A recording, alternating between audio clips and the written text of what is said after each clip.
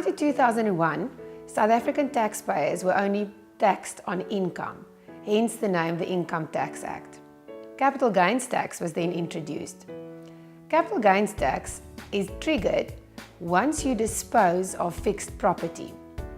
Now, as I explained, prior to 2001, any profits or gain made on the selling of fixed property would not be taxable because it was a capital gain and not income at all.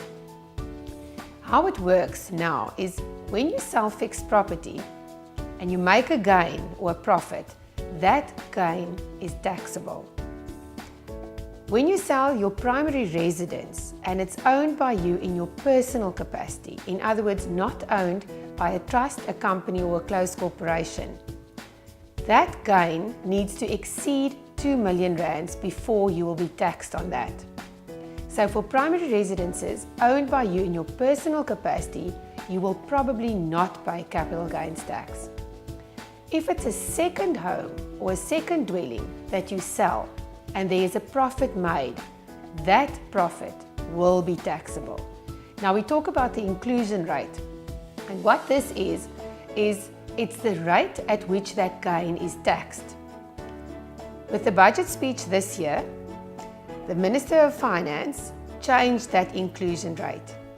Prior to 2013, or prior to the 2013-2014 year of assessment, that inclusion rate was 25% for individuals and 50% for legal entities. The inclusion rate now is 33.33% for individuals and 66.23% for these legal entities. So how does that work in practice? If you sell a property that's not your primary residence and you make a gain of R1 million and you own that property as an individual, 1/3 of that gain, in other words 333,000 rands, will be added to the taxable income of that particular individual.